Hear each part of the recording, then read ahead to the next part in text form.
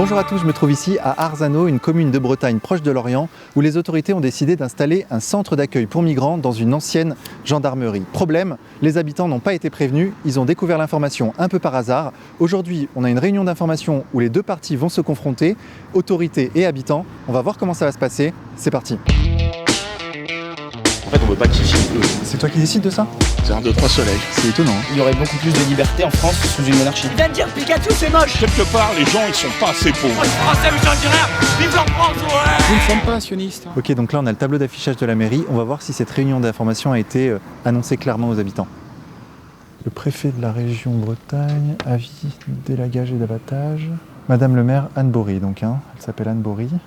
Je vois rien sur cette réunion d'information. Pourquoi il est comme ça là, ce panneau? Ah, donc on a de l'info derrière. Atelier d'artistes, porte ouverte. Ah, voilà. Réunion publique à la salle Louis Huel, lundi 15 octobre à 19h, information sur le centre d'accueil et d'orientation, avec la participation d'élus témoins de la mise en place des centres dans leur commune et de Coalia. Cette réunion est un lieu d'information et d'échange ouvert à tous les Arzanois. Ok, donc c'est annoncé sur un panneau d'affichage qui est quand même retourné et plaqué contre un mur. Donc c'est sûr que ça aide pas à se renseigner. Donc là, on va essayer d'avoir des interviews des habitants de la commune pour avoir leur avis sur la question. Bonjour monsieur, bonjour. Je fais un petit reportage sur l'installation du centre de migrants et je voulais savoir ce que vous en pensiez. Beaucoup de mal. Oui, pourquoi, dites-moi. Parce que j'espérais, après la fermeture de la gendarmerie, voir arriver des familles, ce qui aurait bien aidé l'activité du bourg et de l'école en particulier, parce qu'il y a une menace de fermeture de classe, on est toujours à la limite au niveau des effectifs. D'accord. Et puis bon, l'arrivée de migrants dans un petit village, ça amène à se poser beaucoup de questions aussi. D'accord. Quelles sont vos craintes? Pas des craintes particulières, parce qu'ici c'est un petit village, mais les mêmes problèmes que l'on peut voir dans une grande ville comme Nantes, depuis qu'il y a des centaines de migrants qui se promènent avec l'insécurité. Et j'en passe, puisque j'ai mes 4 enfants qui y habitent, donc j'ai des témoignages directs. Qu'est-ce que vous en pensez, vous, madame? Moi, je ne dirai rien là. Je verrai ce soir. Ouais. Vous serez à la réunion ce soir? Oui. Vous avez des choses à dire? Oui. Quoi, par exemple? Non, je ne dirai rien là. C'est pas la peine. Vous n'êtes pas trop pour? Non. J'ai osé le dire, on m'a traité de facho. Donc, je vois pas le rapport. Mais voilà. Mais je vais régler ça ce soir. Je vais régler ça ce soir avec la personne en question. C'est en l'occurrence la maire, c'est ça? En fait, vous n'avez pas été très bien informé, c'est surtout ça? Surtout, on n'a pas su, mais soi-disant, ils n'étaient pas au courant. Ok, donc on a ici la petite gazette d'Arzano. On voit bien ici un septembre 2018. Et alors la seule information que les villageois aient eue sur l'installation du centre de migrants dans l'ancienne gendarmerie, c'est ce petit encart. Et on lit « Le conseil départemental propriétaire du bâtiment a été sollicité pour trouver rapidement un nouvel usage à ces locaux », sans aucune précision. Mais finalement, pourquoi ces migrants sont-ils là, en France? Quelle est la raison, je dirais presque politique? C'est une raison purement économique. Oui. On connaît l'état du Sud, on connaît l'état économique, l'explosion démographique qui est le premier problème majeur de tous ces pays. Tant qu'on ne maîtrisera pas ça, on ne résoudra aucun problème, mais bon, tout est lié. Et puis c'est l'Eldorado, la France. Comme le disait un Syrien qui est témoigné sur Antenne 2, votre pays c'est magnifique, il suffit de se coucher et l'État vous donne de l'argent. Donc la réputation de la France n'est plus à faire. Et c'est normal que ça fasse envie, avec Internet, avec ces gens s'imaginent qu'en arrivant ici, ils vont vivre à l'aise, que tout va leur être donné. Bon, il y a beaucoup d'illusions, et il y aura beaucoup de déceptions. Mais peut-être que finalement ces partis qui dénoncent l'immigration n'ont peut-être pas tort. On le voit aujourd'hui. Non, l'immigration, moi je suis d'une famille d'immigrés. Si on remonte à mes grands-parents, je suis l'exemple type d'immigration et d'intégration. Mais non, je pense que c'est un souci, c'est un problème de nombre. Ouais. Je pense qu'il ne faut pas qu'il y ait de déséquilibre. L'intégration ne peut pas se faire s'il y a un déséquilibre trop fort. Il y a quand même des problèmes qu'on aurait dû traiter depuis longtemps. On a préféré laisser les choses pourrir. Et maintenant, on voit ce qui se passe. Et où est-ce que ça nous mène, tout ça? Je sais pas. J'espère qu'on réagira sainement avant ce que certains souhaitent. Ce que certains souhaitent, je pense à certains extrémistes musulmans, bien sûr. souhaitent une guerre civile. Bon, ce que ne souhaitent pas les Français. Mais bon, après, on verra, l'avenir le dira. Bonjour madame. Dites-moi, je fais un petit reportage sur l'arrivée du centre pour migrants là. Vous en pensez quoi vous? Vous habitez... Il y a besoin de la place. Hein. Ouais. S'il y a la place, on les reçoit. D'accord. On est tous des humains. Hein. D'accord. Mais vous Moi, pensez- je dis ça. Ne me mettez pas sur le journal. Hein. Ah non, ne vous inquiétez pas, c'est pas TF1, ni BFM TV, ni tout ça. Vous verrez pas à la télé. On ne cherche pas non plus, ni sur les journaux non plus. Hein. Non, vous en faites pas madame. Non, on n'aime pas ça. Hein. Ouais, je comprends, ouais. Voilà. Bon, surtout dans les petits bourgs comme ça, Bien on sûr. est connu de tout le monde. Quoi, hein. Bien sûr, je comprends on madame. n'aime pas non plus. Et puis après, oui, tiens, j'ai vu celle-là, elle était avec ceci, elle était comme ci, elle était comme Mais ça. ça parle beaucoup. Hein. Oh, dans les bourgs, c'est ça. Hein. Qu'est-ce que vous voulez? Ok, alors voici la fameuse ancienne gendarmerie où vont s'installer les migrants dans quelques semaines. On va voir ça. Donc apparemment, il y aurait 6 familles qui vont s'installer là. Comme vous pouvez le voir, c'est quand même un assez grand bâtiment. On va voir derrière. Ah ouais, forcément avec des garages.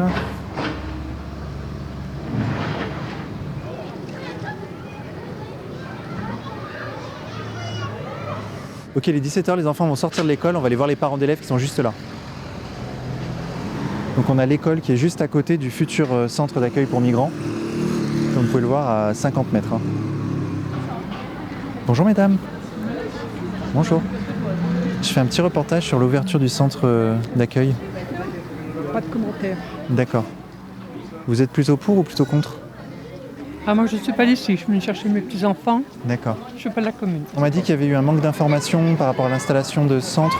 Donc c'est ça en fait qui avait créé la polémique. C'est le but de la réunion publique. Ouais, d'accord. Donc c'est compliqué de. Ouais. Enfin, moi j'en sais rien, mais. On va aller au.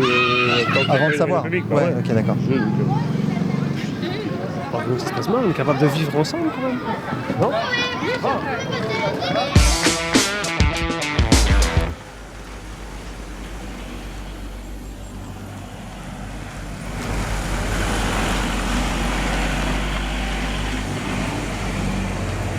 Ok, donc là on a 3 quarts de gendarmes qui sont arrivés pour sécuriser la réunion. On sait qu'il y a des menaces d'Antifa qui ont circulé. Donc on est là sur un sujet très brûlant.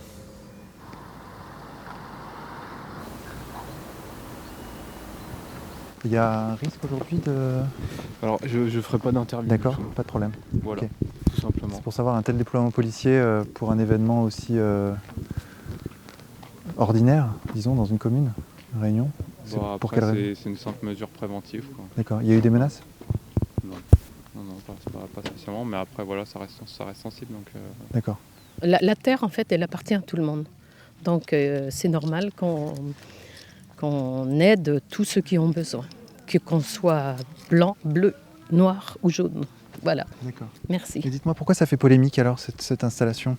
Pourquoi ça fait polémique? Parce qu'il y a toujours des gens qui sont contre tout, Ouais. qui ne peuvent rien accepter. Dès qu'on donne un petit peu d'argent à quelqu'un, on pense toujours qu'on en fait beaucoup de trop pour les autres et jamais assez pour nous.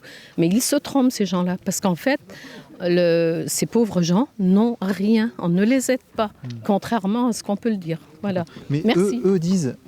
Bon.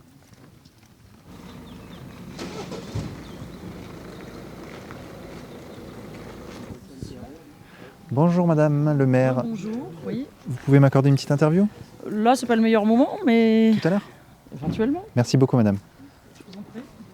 Ok, donc la réunion a lieu dans maintenant 25 minutes. Vous voyez qu'il y a déjà quelques dizaines de personnes qui sont devant la salle. On va aller les interviewer.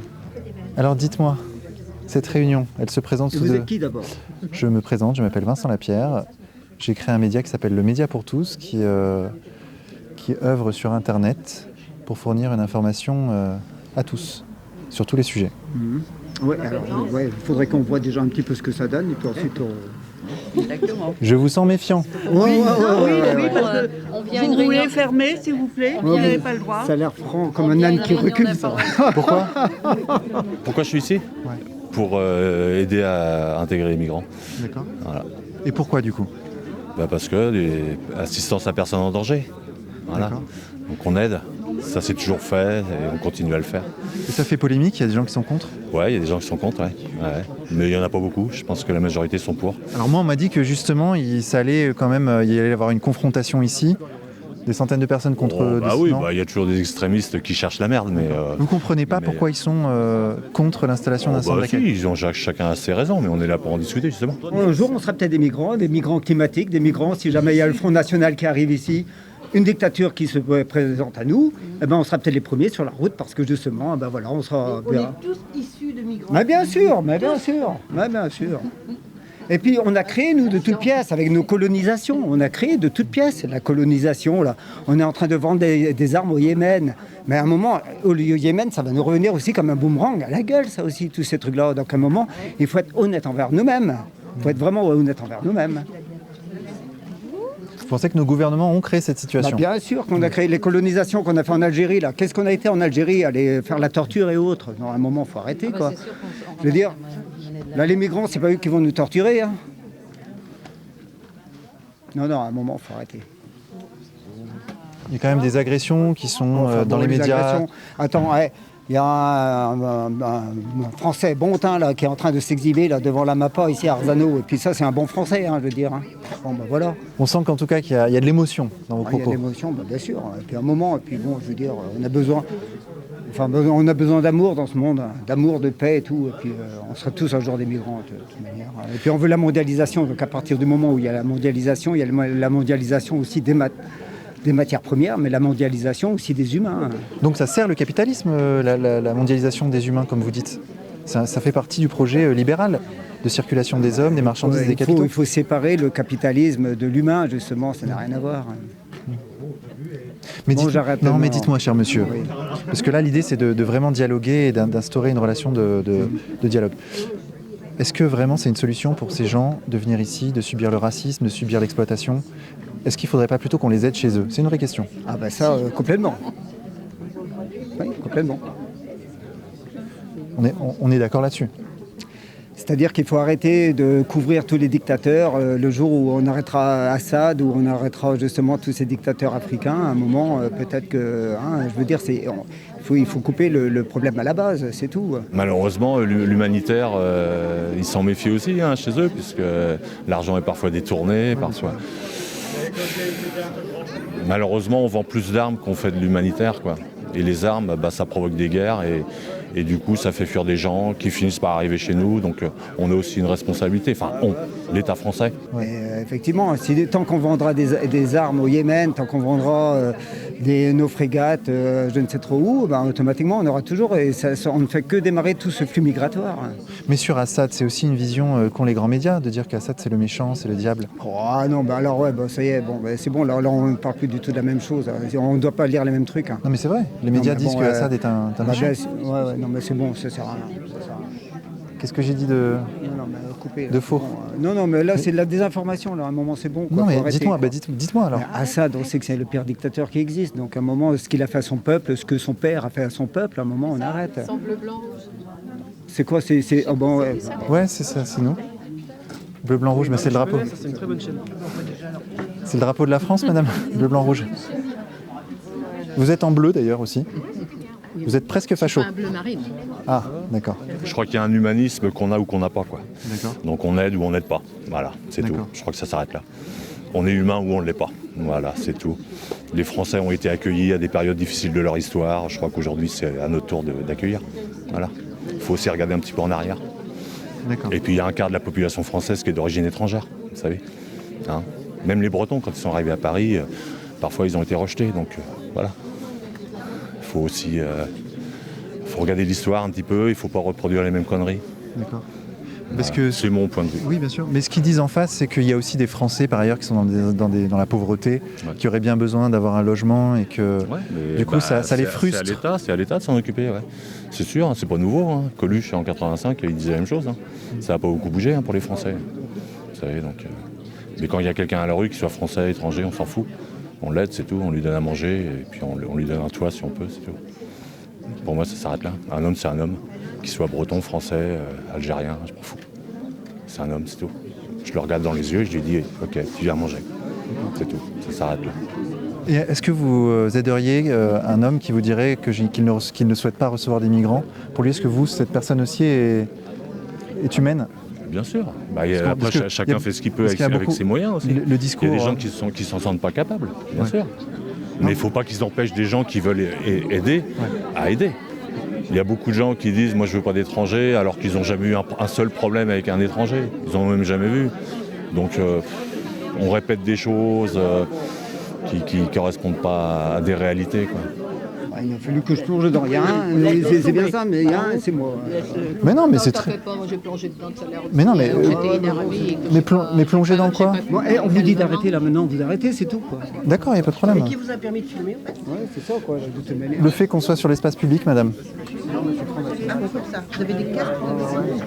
On est sur l'espace public, donc on est autorisé à filmer. Si vous entrez à l'intérieur, d'ailleurs, la question se posera, on verra. Remarque, c'est une réunion publique. Non, mais il faut y demander aux gens avant de les filmer quand même. En fait, c'est une atteinte à la liberté. Non, en fait, non, c'est vous qui en m'interdisez. C'est une atteinte à la liberté de filmer les gens sans demande. Non, l'atteinte à la liberté, c'est de m'empêcher de filmer, en fait. Parce que vous êtes en groupe. Désolé. Vous pouvez pas empêcher les gens de filmer sur l'espace public, madame, c'est la loi.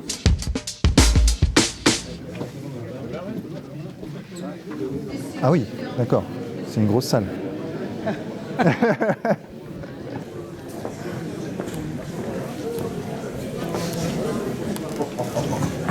Alors dites-moi, qu'est-ce que vous faites là?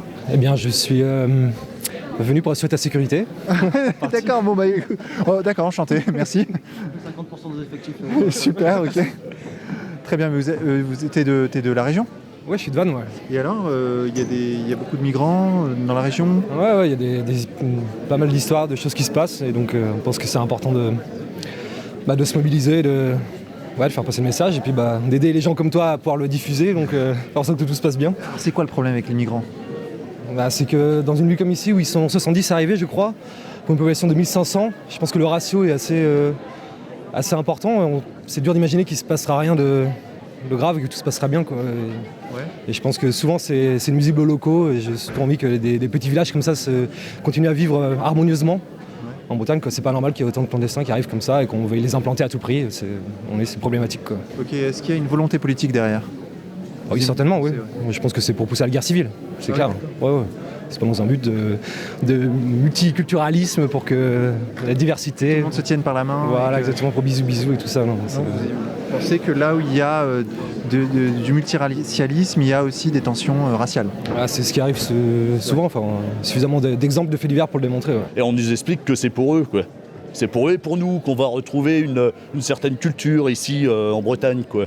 Donc voilà, il suffit de voir comment ça se passe en Allemagne, en Suède ou même en Angleterre, après tout, pour voir comment ça se passe avec ces gens-là. Je ne suis peut-être pas de majorité, mais voilà, quoi, c'est une catastrophe, quoi. C'est une catastrophe, et les gens qui ont pour habitude de nous imposer ça, en général, c'est pas les gens qui sont au travail, quoi. C'est pas les gens qui triment pour avoir 1000 euros, 1000 pauvres euros par mois. Voilà, pour même crever de faim après avoir trimé 30 ans de sa vie, quoi. C'est un peu lamentable. Et les gens ont pour habitude de se dire ouais, c'est intolérable, mais en fin de compte, qu'est-ce qu'ils font tous les soirs? Je regrette ça, hein, mes parents font partie de ces gens, quoi. Qu'est-ce qu'ils font? Ils se disent c'est intolérable, mais qu'est-ce qu'ils font à côté? Ils peuvent rien. Ils triment tous les jours de la semaine pour au final continuer à regarder la télé qui leur inculque des imbécilités ahurissantes, et ils comprennent pas ça, quoi. Mais le problème, c'est toujours l'extrême droite, c'est toujours le nationalisme, c'est toujours la personne qui se bat pour sa terre et son peuple. Écoutez mon accent, je viens d'une région où il y en a beaucoup trop. Et je suis venu en Bretagne pas pour être tranquille, mais il y en a vraiment de trop. Et puis au bout d'un moment, ça crée tellement de tension que je ne voudrais pas que ça se reproduise ici. Pas par rapport à eux, mais par rapport à ce qu'on a à leur offrir. On n'a rien à leur offrir. Il n'y a rien. C'est pas un bassin d'emploi, c'est pas tout ça. Qu'est-ce qu'ils vont faire? Ils vont rester là, ils vont tourner toute la journée, ils vont s'embêter, ils vont prendre le car. Ça va pas être très très intéressant pour eux non plus, quoi. D'accord. Voilà, c'est tout. Ok. Voilà. Merci, cher monsieur. Installez-vous bien. Merci.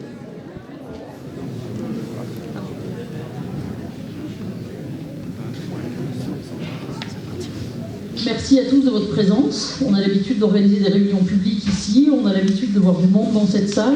Malgré tout, cette réunion a un caractère un peu exceptionnel quand même, notamment par le nombre de participants. Nous parlons d'accueillir des migrants sur la commune d'Arzano, dans une ancienne gendarmerie.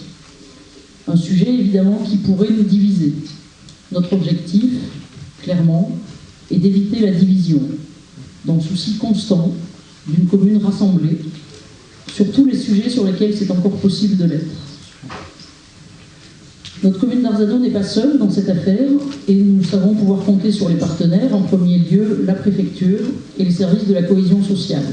Je ne vais pas vous raconter ni essayer de vous faire croire qu'à Arzano tout est beau. J'aimerais bien, parce que c'est une jolie rime, mais non. Nous avons eu et nous aurons encore sans doute à faire face à des actes d'incivilité, d'agression, de petite délinquance, de soucis de voisinage. Cependant, depuis le début du mandat, je n'ai jamais pu faire de lien entre ces actes, regrettables évidemment, et l'appartenance à une communauté quelle qu'elle soit. Pour le dire autrement, arrêtons les amalgames et les raccourcis. Nous n'avons donc pas envisagé de nous opposer à ce projet du préfet, parce que nous savons que des femmes et des hommes surtout, pour des raisons géopolitiques qui nous dépassent complètement, des hommes donc sont à la rue, regroupés dans des conditions indignes, génératrices de difficultés sociales et sanitaires, au cœur et autour de Paris. Parce que nous considérons que nous ne pouvons pas laisser ces personnes dans ces conditions de survie parmi nous, dans notre pays qu'est la France. Certains appellent cela la charité chrétienne, d'autres la solidarité ou la fraternité. Certains militent pour un accueil inconditionnel, pendant que d'autres souhaitent poser des critères avant de régulariser des situations. Nous pouvons avoir des désaccords sur la forme ou sur le fond. Mais dans un souci d'humanité, nous avons considéré, comme un grand nombre de citoyens, que nous ne pouvons pas laisser ces personnes dans la rue. Il s'agit de femmes et d'hommes qui ont pour objectif de s'insérer, de passer inaperçus, d'être comme tout le monde, comme vous et comme moi. Alors bien sûr, la question de savoir pourquoi il y a des réfugiés, qu'il s'agisse de réfugiés climatiques, de réfugiés économiques, de réfugiés politiques, et j'en oublie sans doute, cette question de savoir pourquoi il y a des réfugiés, elle ne se règle pas à l'échelle d'un conseil municipal, ni même, je pense, à l'échelle d'un département. Donc ce n'est pas le débat de ce soir. L'État a demandé à chaque région de prendre sa part de responsabilité dans cet accueil. Les régions ont sollicité les départements. La préfecture du Finistère a suggéré que pour notre département, ce soit Arzano, en lien avec une opportunité foncière suite au départ des gendarmes.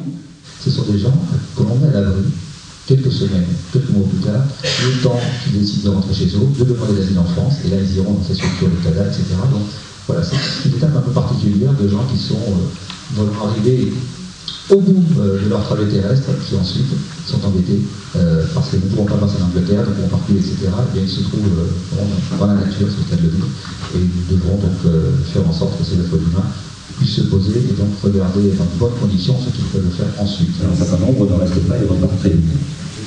Donc, sur Paris, sur d'autres départements, sur d'autres pays, encore une fois, en Angleterre, certains arrivent à passer, c'est d'ailleurs parce que certains arrivent à passer, l'alimentation continue à se faire. Mais encore une fois, pour parler du CAO d'Arzano, ne laissons pas des gens qui posent problème rester sur le CAO d'Arzano. Comme on l'a fait auparavant. Ce qui explique pourquoi les témoignages aussi bien que globalement ça se passe bien. C'est un sport universel que j'ai découvert avec ça, c'est le football. Tous les gens de la planète aiment le foot, les hommes en particulier. Et donc en général, le club de foot voit la visite des jeunes, de quelques jeunes qui viennent pour entraîner dans leur âge. Voilà ce qui se passe dans la vie de tous les jours sur les communes où on a mis des CAO. Alors concrètement, oui, dans l'espace public, il y a du changement dans le sens où on voit des personnes d'une couleur différente de la nôtre. Ici, dans cette salle, on est très monocolore. Oui, dans Rieux-sur-Bellon, aujourd'hui, depuis quelques années, on voit quelques personnes de couleur, noires notamment, et ça a pu, au début de l'expérience, interpeller certains Riécois qui ne sont pas habitués à avoir beaucoup de personnes de couleur sur la commune. Donc ça nous a, entre guillemets, changé notre regard sur tout ça. La plupart du temps, là où on pouvait les voir d'ailleurs, c'était pour être collé à l'office de tourisme, là où il y a une bande Wi-Fi gratos. Pour dire qu'ils cherchent aussi à communiquer et à rester en contact, notamment, qui d'ailleurs, en tout cas, à rester connectés. Entre nous, entre-temps, dans les 5 dernières années, j'ai eu d'autres bons Français ou bons Bretons qui ont eu aussi eu à rappeler qu'ils ont fait quelques désordres dans la commune. La commune ne prend rien en charge Le particulier, c'est l'État, ça a été évoqué par Coalia ou par les différentes allocations. C'est nous. Je peux mieux, après on aura des questions. Pour ma part, je m'adresse dans un premier temps aux représentants de la préfecture. J'ai adressé à M. le Préfet, il y a déjà plusieurs semaines, un courrier demandant effectivement quelques éléments de précision. Je ne vais pas mettre en avant mon mandat d'élu dans la République. Néanmoins, cette lettre est restée lettre morte. Je remercie beaucoup M. le Préfet d'être resté sourd à mes demandes. Merci. D'autre part, pour préciser, ce ne sont pas des réfugiés ou des migrants, ce sont des clandestins. Ils vont dans un CO, donc ce sont bien des clandestins. Ce sont des gens qui n'ont rien à faire sur ce territoire, dans un premier temps. Ensuite, vous avez évoqué différentes aides financières, matérielles. Moi, j'aurais bien voulu qu'on parle d'abord des gens de nos communes, qui sont dans les plus grandes difficultés. Je vais parler de monsieur et madame Gillard, qui sont près de moi, qui vivent dans une cabane à l'abri depuis 1 an, sans électricité. Je sais ce que vous allez me dire, madame la maire. Vous leur avez proposé un accueil, un hébergement à l'autre bout de la terre, avec leurs animaux. Peut-être impossible. Donc, on s'occupe d'abord des clandestins, et après, hypothétiquement, on s'occupera des Français, de vos concitoyens, madame. Il y a 8000 SDF en Bretagne. Il y a 50 000 personnes qui demandent un logement social. Donc, premier sujet d'incompréhension, pourquoi ne prend pas en charge déjà ces 8000 SDF et ces 50 000 personnes qui demandent un logement social. Bravo. Et puis, vous avez évoqué Clohars-Kernoret. Je suis de Clohars-Kernoret. Ça tombe bien, M. Julou, qui n'est malheureusement pas présent, vous aurez apparemment dit que ça s'est très bien passé. Moi, je suis désolé, je dis le contraire. Il y a eu, sur le chemin côtier, un racket de ces jeunes qui étaient justement dans le CO de Clohars. Ils ont racketté, ils racketaient régulièrement les gens qui passaient sur le sentier côtier. Ces gens-là qui se promenaient tranquillement, souvent des personnes âgées, ont été obligés de se détourner et sortir de ce sentier côtier. Mais bon, monsieur le maire, monsieur Julot, apparemment, tout s'est bien passé. Ce qu'il faut savoir, c'est qu'ils ont des règles à respecter, ils ont des droits.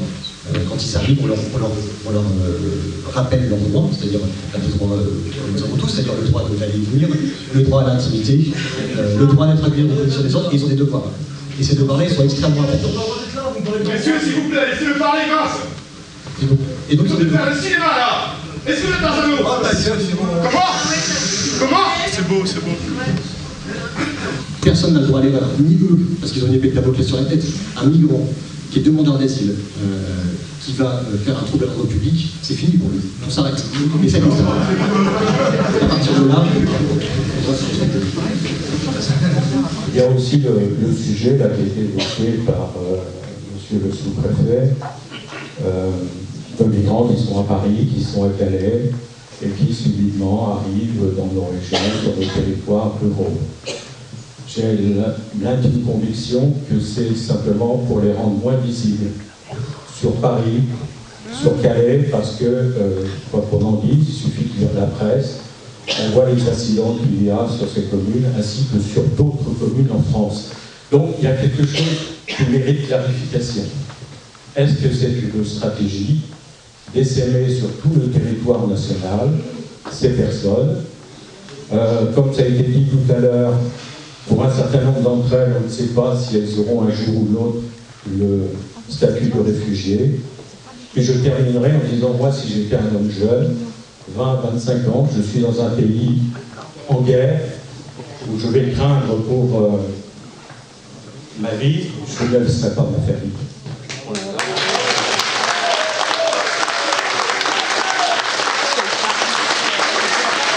C'est vrai qu'on entend beaucoup que pourquoi il n'y a que des hommes? Est-ce qu'ils abandonnent leur famille? Je vous invite à voir les rapports de l'ONU qui datent des années 90. Il y a peu de temps dans les médias, on a parlé de la Libye. Sauf que les premiers rapports datent des années 90. Dès les années 90, il y avait en Libye des camps où on retient les femmes. Parce que forcément, les femmes, on peut les mettre à la prostitution, ce qui n'est pas le cas des hommes. Donc les hommes peuvent payer un tribut que les femmes ne peuvent pas. Et donc c'est aussi ce qui explique le fait qu'il y ait si peu de femmes qui puissent traverser la Méditerranée. Et puis, la présence de l'école à 50 mètres de là, c'est quand même problématique. Allez les raconter à tous les jeunes qui ont rencontré ces chances pour la France. Adrien, ces jeunes filles à Marseille, allez leur raconter ça, même à la famille du père Amère, à ceux du collège. Allez dans la télé chez vous Allez raconter ça, alors n'interrompez pas. Au colonel Schmitt, le père d'Anne-Lorraine assassiné dans le métro. Oh, ça va, hein. Bon, allez, vous allez raconter ça. Ensuite, qu'est-ce que vous faites de l'identité de la Bretagne? Bravo. Qui soudrait quoi du laisser ce propos? Bon, je vais vous poser une question. Que représente pour vous Arzano? Un petit bourg breton de la grande banlieue de Lorient, de Quimperlé, et c'est tout. Non, moi, dans mon identité bretonne, Arzano, c'est le petit village d'Auguste Briseux, le chantre de la Bretagne chrétienne et croyante.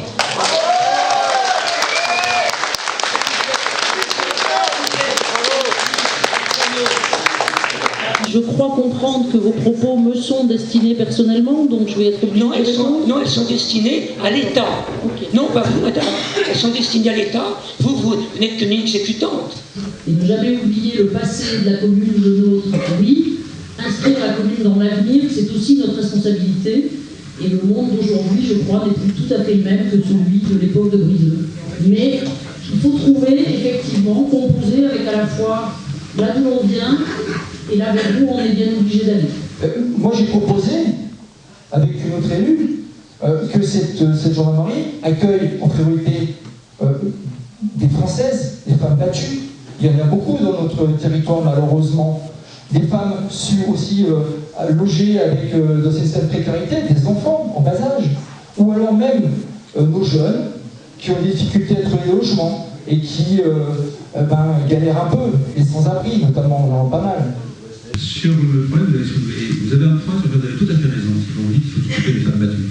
Oui, vous avez raison. Mais pas que, simplement. Voilà. Donc, on s'occupe aussi des femmes battues. Mais nous travaillons les autres. Mais pas que, ça veut dire tout le monde. Voilà. Nous avons la chance d'être un pays qui attire. La mère de vos conneries. Je vais juste rappeler que pour un débat public, si les règles minimum ne doivent pas être respectées, vous ne respectez pas les règles. Ça fait 3 plombes que vous parlez là. Les règles elles sont où là? C'est du 80-20? Voilà. Non, avec nous lui, il est avec nous. Il est avec nous. Non. C'est bon, vous n'entrez pas. Non, vous n'entrez pas. Vous n'entrez pas. Putain.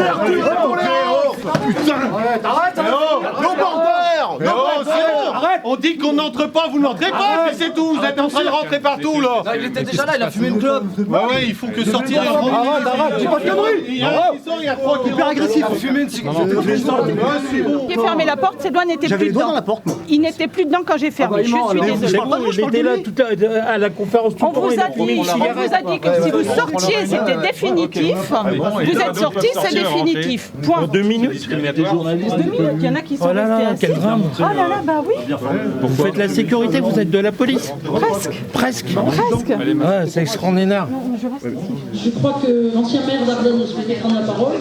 Tout simplement pour dire, et depuis longtemps, il y a eu une politique très sociale à Arzano d'accueil. Nous avons déjà, disons, une certaine expérience en la matière et nous sommes capables de faire des choses et en même temps, nous ne sommes pas des gens égoïstes à Arzano, pliés sur eux-mêmes.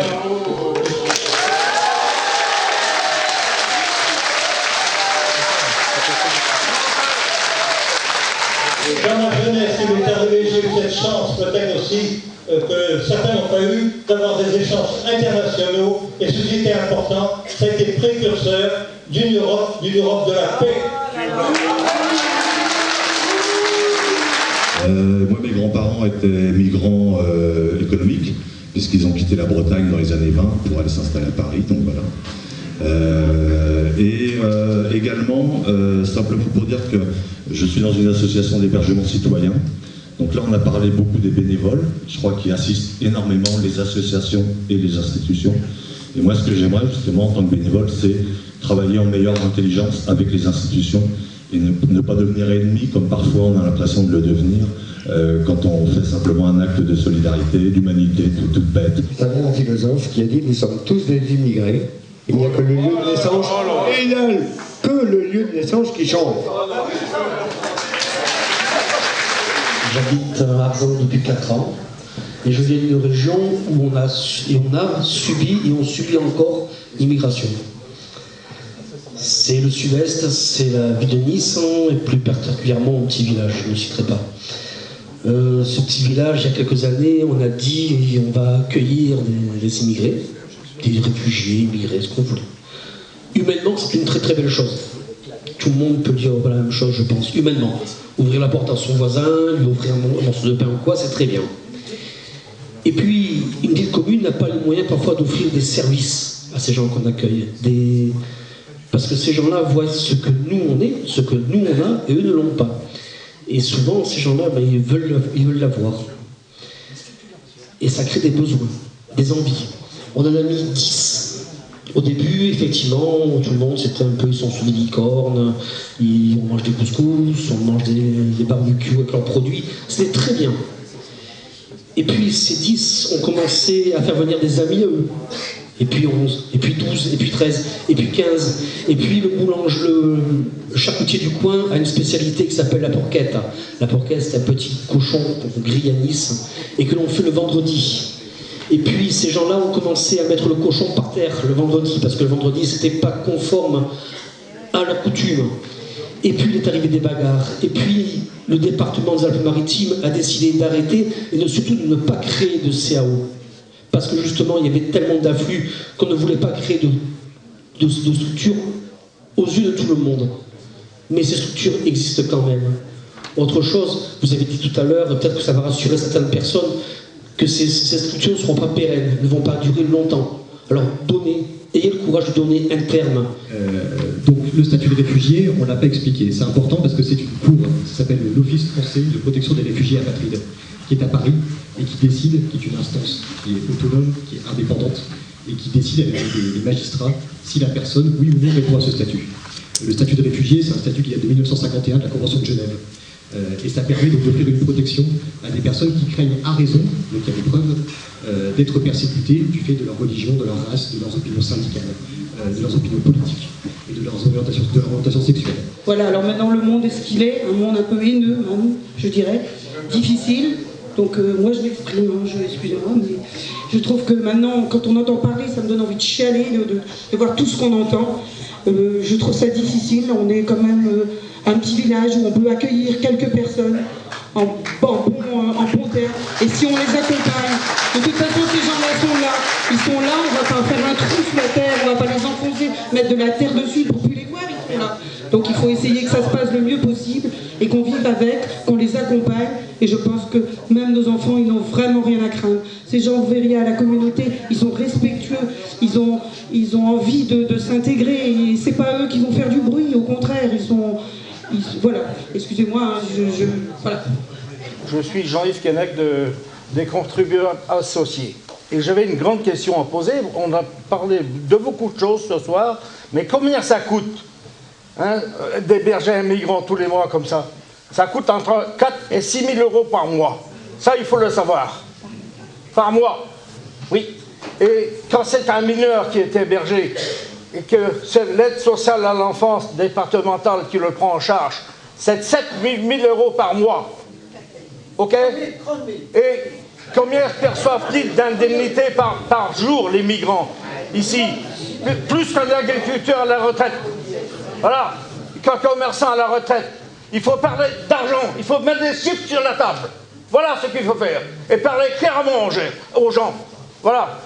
Les informer et non d'accepter d'être mis, Madame le maire, devant le fait accompli. Vous n'êtes qu'un exécutant. Voilà ce qui se passe. Malheureusement, c'est l'État qui dirige tout. L'État centralisateur jacobin. Voilà ce que je peux dire. Merci beaucoup. Je rends le micro. Allez nous faire foutre avec votre République là. Vous voulez remplacer les Bretons par les Africains. Mais on est là. On est encore là. Bonsoir. J'ai une question à poser à Coalia, sachant que le migrant clandestin, on va dire, est une manne financière importante pour vous. Combien touchez-vous de millions par an? Parce que j'ai essayé de trouver les chiffres, c'est un méandre, on n'y arrive pas. Deuxième question, monsieur le sous-préfet, vous dites que ça ne coûte que 700 quelques euros par mois. Je suis désolé, vous êtes un menteur. Vous ne comptez pas les frais médicaux, vous ne comptez pas les frais de scolarité, vous comptez strictement rien. Le migrant coûte plus cher que ça, beaucoup plus cher. Et quand je vois qu'on a des retraités qui touchent même pas 1000 balles par mois, c'est une honte. Alors, effectivement, vous pourrez peut-être avoir du mal à trouver les sources de financement enfin, le montant en tout cas des subventions totales de Coalia, puisque je ne le connais pas moi-même. Par contre, ce que je voulais vous dire, c'est que tout à l'heure, ça rejoint la question de monsieur qui est importante. Quand je vous disais qu'on était une entreprise solidaire d'utilité sociale, pour ça, il faut répondre à des critères. Le principal critère, c'est d'être à but non lucratif. Ça veut dire quoi, à but non lucratif? C'est très simple. Ça veut dire que moi, par exemple, si demain j'ouvre 4 CAO, je gagne pareil. Laure Bonizet gagne pareil, l'éducateur gagne pareil, qu'il soit référent pour 5 personnes ou pour 10 personnes à accompagner. Il n'y a pas d'intéressement. L'autre chose, c'est que quand on dit non lucratif, c'est que on touche 24 euros par jour, par personne pour un CAO. Voilà, c'est le prix plafond. Ce qui n'est pas dépensé, c'est reversé à l'État, tout simplement. Non, je vous assure, tous les budgets passent par ma direction et je peux vous assurer que c'est extrêmement serré. Je ne ris pas avec les budgets. On ne sait pas qui est-ce qui va payer parce qu'on dit que c'est l'État. Malheureusement, l'État, c'est nous. Voilà. Je ne sais pas si les Arzanois ont aussi imaginé que l'immobilier risquait quand même de tomber. Voilà. Et qu'il y a des problèmes sanitaires qui peuvent apparaître. Bon, vous arrêtez, ça suffit ça. Oui, monsieur. Vous laissez parler, madame, s'il vous plaît. Nous avons écouté tout le temps les autres personnes. Voilà. On doit aussi écouter les autres. Là, la réunion vient de se terminer, vous avez vu, c'était assez chaud. On va faire des interviews, voir ce que les gens en ont pensé. Bonjour madame. Bonjour, le Rassemblement National, c'est absolument de la merde. Bonjour. Bonjour. Vous avez assisté à la réunion? Oui. Mais écoute, voilà, qu'est-ce qu'on pourrait dire? Les humains vivent. Les humains vivent. Où est la caméra? C'est là? C'est ça? Les humains vivent. Je vois pas qu'est-ce que ça pourrait apporter de négatif en fait particulièrement. La question a été soulevée de la violence, du fait que le flux est peut-être incontrôlable, qu'ils seront 10 je vais repartir, je suis puis 20. désolé. Pas de problème. Enfin, je pars avec des gens, du coup il faut que je m'en aille. Ok, pas de problème. Je vois pas trop de. Je veux pas trop de quelle violence. Moi je m'inquiétais pas pour des questions de violence ou quoi. Ok, d'accord. Okay. De coûts aussi. Le coût supporté par la collectivité qui serait peut-être... Je pense qu'une meilleure répartition des richesses permettrait d'avoir des politiques sociales plus ambitieuses. Ok. Merci pour tous, évidemment. Je suis breton pur beurre, comme on pourrait dire. D'accord. Et j'ai envie d'accueillir tout le monde. D'accord. Je sais que c'est pas possible, je sais que c'est une utopie. Mais j'ai quand même envie d'essayer. Essayer. T'as que des migrants chez toi? Mon grand-père est tunisien. Je sais pas si ça compte, je sais pas ou pas. Je sais pas.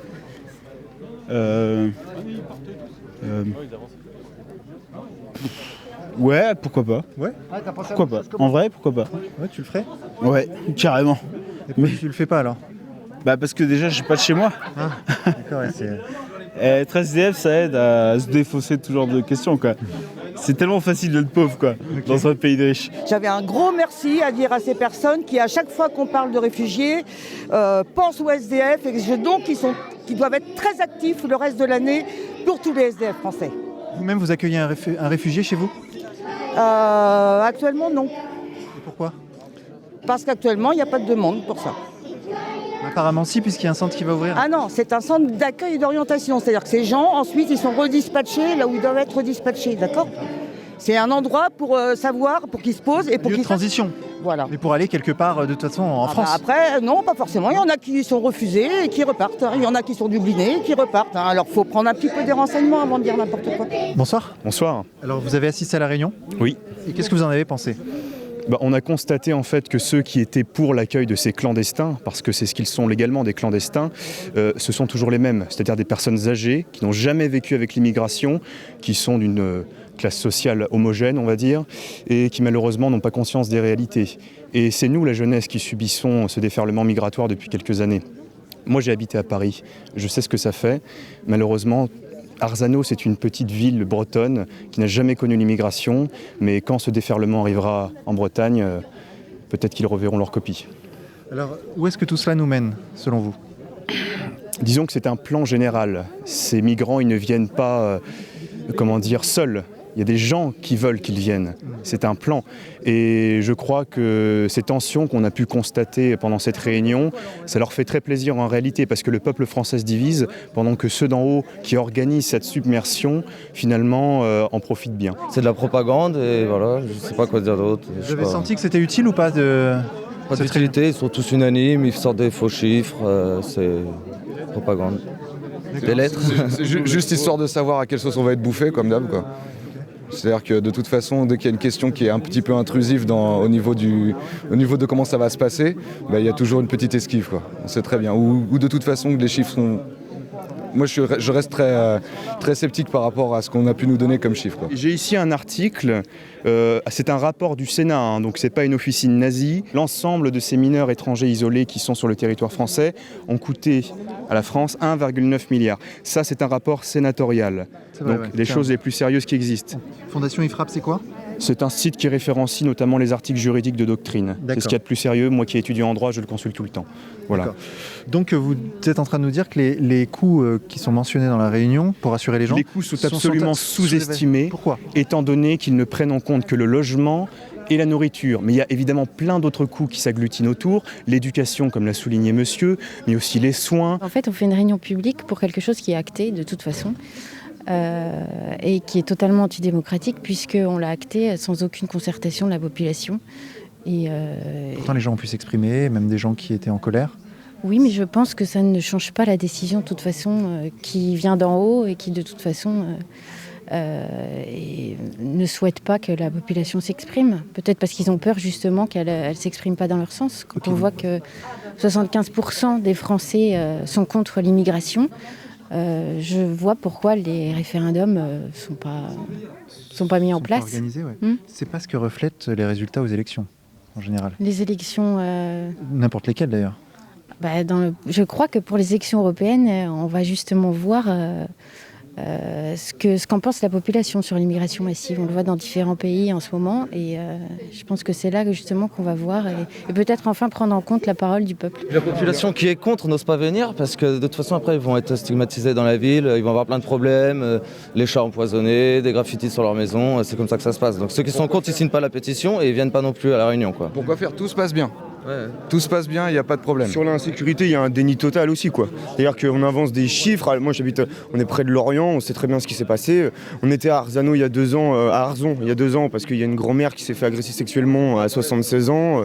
Ça, c'est des problèmes qui, je suis désolé, c'est des agressions, des viols de mamies de 73 ans.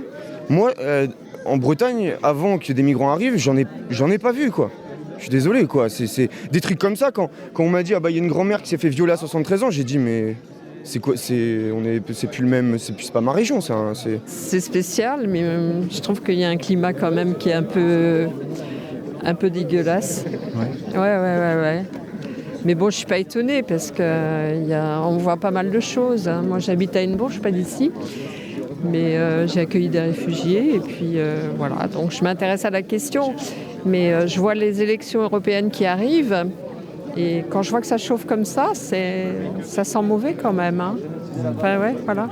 Les gens sont inquiets, surtout. Les gens sont inquiets, mais quand même agressifs, quoi. C'est plus qu'inquiet, là, maintenant. Je passe devant la gare de Lorient, je me fais emmerder, excusez-moi le terme, par des bandes d'Afghans. Mais la dernière fois, je suis passé avec ma femme, on s'est fait siffler, ils étaient 15 autour de nous contre 2. Chère madame, la question est donc... Je les côtoie depuis des dizaines d'années, je leur apprends le français, je les aide à s'héberger, je les aide à se nourrir. Comment vous expliquez que je me sente en insécurité ? Je n'ai jamais été touchée par qui que ce soit. Je n'ai n'ai jamais été insultée par qui que ce soit. Je n'ai jamais été embêtée par qui que ce soit. Je n'ai jamais été volée par qui que ce soit. Mais vous avez de la chance, mais ça n'est pas le cas de tout le monde. J'ai de la chance parce qu'en fait, je leur parle. Je n'ai pas peur d'eux. Mais moi aussi, je veux bien leur parler. Je veux bien leur parler. Je ne fais que passer devant eux. Je goûte leur cuisine je ne fais que et ils passer goûtent la devant mienne. eux. Et ça, je ne c'est fais formidable. que passer devant eux et ils m'interpellent agressivement. Les Italiens étaient avant à Kervénanec. Kervénanec, c'était pas comme ça. D'accord. On leur a tout retapé les bâtiments il n'y a pas longtemps. C'est une porcherie. Moi, je leur prends de la drogue, je vois que c'est des nègres. Voilà pourquoi ce serait eux. Vous y allez, vous? Non, voilà. Non. Bon bah voilà. Non mais vous y allez pas, nous on y va, on y est. Et on est des anciens, on est des anciens de la gauche qui côtoyaient tous ces gens-là parce qu'on a fait des teufs, on a fait des machins, on a été. À l'école, moi, on nous disait que le mot nègre, il fallait arrêter de le dire parce que c'était vraiment quelque chose d'affreux. Quand je vois des gens encore prononcer ça comme avec une haine comme ça. C'est terrible. Mais non, mais parce qu'au bout d'un moment, vous êtes dans le déni de la réalité. C'est-à-dire, venez avec moi en cité à Lorient, vous allez voir qui y habite, comment l'état de propreté dans lequel c'est. J'y vais dans les cités parce que j'avais des élèves. Mon grand-père était à Lorient avant. Écoutez, madame, tout se passait bien avant que racialement ça ne change. Je suis pas d'accord avec toi sur plein de trucs, mais tu as un courage journalistique que je voulais saluer. Merci beaucoup. C'est juste, je te vois de temps en temps, je suis pas d'accord avec plein de choses, mais au moins tu le fais et bravo de le faire dans un sens intelligent. Bonsoir madame. Non, merci. Non, faut pas laisser la parole qu'aux fachos, faut défendre vos idées. Ah mais je les défends tous les jours. Est-ce que vous accueillez un migrant chez vous aujourd'hui? Non, parce que chez moi, c'est pas possible d'accueillir qui que ce soit. Ma maison est en travaux. Okay. C'est bête. Et je suis en situation de handicap, donc je me concentre sur moi. Mais j'ai déjà accueilli un SDF. Et je suis pas sûre que les gens qui ne veulent pas, qui disent nos SDF d'abord, les fait. D'accord. Ok. Ben voilà. Merci. Ok, on a un monsieur ici qui présente la préfecture. On va aller voir. Alors, qu'avez-vous pensé de cette réunion? Écoutez, c'est une réunion d'information. L'État a le projet d'utiliser une ancienne gendarmerie pour faire de l'hébergement. Madame le maire a souhaité informer la population pourquoi un CAO, qu'est-ce qu'un CAO, comment ça fonctionne et pourquoi on le fait à Arzano. Et on a expliqué ce qu'était un CAO, pourquoi on l'installait à Arzano, comment ça allait se passer. Voilà. Après, chacun sait son idée. On a la chance en France de pouvoir faire ce type de réunion avec des gens qui disent je suis d'accord et d'autres je ne suis pas d'accord. C'est une chance. Il y a beaucoup de pays où vous ne pouvez pas faire ça. Sachant que ceux qui disent je ne suis pas d'accord n'ont aucun impact sur la décision puisqu'elle est prise en amont. C'est vous qui le dites. Merci monsieur. Filmez la voiture républicaine. Bon. Alors qu'est-ce qu'il faudrait faire? Dans ce cas précis par exemple. Moi, je pense d'abord, et ce qui a été balayé d'emblée par la maire, je ne sais pas comment on dit, la mairesse, Madame le maire. C'est, elle a dit d'emblée que le fait qu'il y ait des réfugiés en France n'est pas le problème. Donc elle a balayé en somme le problème principal qui est l'immigration, parce que finalement il y a aussi l'ancien maire qui nous a traités d'égoïstes, ceux qui étaient contre cette arrivée de migrants. Mais je pense que les plus égoïstes, c'est ces personnes-là qui disent tout va bien, qui racontent des petites histoires anodines, ils apprennent les danses bretonnes, ils mangent des crêpes. Et je crois que c'est eux finalement qui sont égoïstes. Ça marche bien chez eux, tant pis pour les autres si ça marche mal ailleurs. Nous, ça marche bien chez nous. Donc c'est assez faussé, et c'est pas du tout la réalité de ce qui se passe en France. L'arrivée de migrants ne représente que à peine 0,1% de la population. À mon avis, c'est là le point de désaccord fondamental. On ne voit pas la même réalité en fait. Si on a 20 qui sont avec 4000 personnes comme à Riec-sur-Belon, peut-être qu'ils se tiennent plus tranquilles que quand ils sont 75% à Paris, parce que finalement, s'il y a encore 4000 personnes en face à face, on se tient tranquille. Dès que... Non. Vous les entendez parler, les musulmans, ils diront bah oui, mais une fois qu'on sera 50% de musulmans, c'est la charia qui s'applique, c'est normal. Et le plus simplement du monde, ils vous le disent. Donc jusqu'à 45%, on va pouvoir dire jusqu'ici tout va bien. Et dès qu'on va... Vous serez 60% d'être d'accord avec... moi je crois que je quitterai ce pays puis que je serai immigré dans un autre pays. Hein, écoutez madame, au moins on voulait... J'ai peur quand même, vous me faites peur. C'est vous qui me faites peur. C'est moi qui fais peur mais pas la charia. Oui, parce que vous les chassez. Quels sont les critères pour être éligible au droit d'asile? Le critère, c'est d'être personnellement persécuté par le gouvernement de votre pays d'origine. Je doute quand même que quand on fait venir 40, 50 migrants dans un petit village, ils soient tous personnellement persécutés par le gouvernement d'origine. Donc ils ne sont pas tous éligibles au droit d'asile. Donc finalement, on veut nous faire pleurer sur des demandeurs d'asile qui en fait sont des clandestins. Et à partir de là, c'est la réalité. Ils n'ont rien à faire sur le sol. On leur donne des droits alors qu'ils n'ont pas le droit d'être là. Est-ce que c'est pas un puits sans fond? C'est un peu l'impression qu'ont les gens. C'est-à-dire que on est prêt à en accueillir certains, mais on a l'impression que c'est un flot continu. Oui. Il y a ça comme idée, mais en fait, c'est complètement faux. C'est les journaux, c'est la presse qui entretient tout un truc, tout un discours polluant, quoi, quand même. Parce que quand on ramène à la population de la France, c'est pas autant, c'est pas tant que ça. On nous interdit maintenant les chiffres de la drépanocytose. Là, c'était la dernière année qu'on les avait l'année dernière. Donc vous diriez à combien, par exemple, de naissances, je dis pas extra-européennes, je dis africaines. Vous auriez pas un ordre d'idée? Ça ne m'intéresse pas. Mais c'est 75%, madame, quand même. Ce que je dis... C'est pas beaucoup, vous trouvez, je trouve. Ouais, mais là, c'est pas les mêmes choses, c'est pas le même débat, c'est pas la même discussion par rapport à si, parce que en plus du grand remplacement, c'est-à-dire mais attendez, mais 75%, ça ressemble à quoi? Dans les grandes capitales africaines, combien de blancs s'engraissent sur la peau des travailleurs africains? Mais ça, c'est pas de ma faute. Et puis ils sont de quelle confession, ces blancs-là? Ils sont de quelle confession? Certainement pas catholiques, madame. Les grands capitalistes veulent de la main-d'œuvre pas chère, ils veulent de l'immigration. Oui. D'ailleurs, c'est pour ça que les médias... Ce qu'ils font dans les pays d'Afrique, c'est quand même d'exploiter l'homme. Ils font les deux. Tuer jusqu'à la mort dans les mines, jusqu'à la mort tous les jours. Ils font les deux à la fois là-bas ils exploitent et en même temps ils font venir des hommes comme une marchandise ici pour s'en servir. Mais est-ce que c'est bien ça? Est-ce qu'on ne pourrait pas comparer l'immigration à une sorte de nouvel esclavage? Ah bah on peut le faire, mais c'est pas le souhait des gens qui arrivent. Les gens qui arrivent, ils ont fui quelque chose. C'est pas l'immigration, il y a plein de migrations différentes, on peut pas... Les gens ne comprennent pas que ce sont des personnes humaines et qui sont dans des situations de vie très très dures, quoi. C'est ça. Alors nous on a tout, on veut garder nos acquis, c'est sûr, mais bon, il y a des gens qui ont moins. Mais il y a aussi, quand ils parlent des SDF, moi j'ai travaillé en psychiatrie, je sais que 70% des SDF, c'est des gens qui relèvent de la psychiatrie, et la psychiatrie n'a plus de place aussi pour s'occuper d'eux. Je refuse surtout que l'homme n'ait pas le droit de se déplacer comme il veut sur la terre entière. Voilà. Dans ce cas-là, je peux venir dans votre jardin quand je veux, installer un campement par exemple, si j'ai décidé que votre pelouse était belle. Mais je pense pas que ça marcherait très bien. Vous venez de me le demander. Oui, mais non, parce que aucun migrant m'a demandé s'il pouvait venir chez moi. En fait, les gens. Est-ce qu'ils viennent chez vous? Peut-être que les gens. C'est mon pays quand même.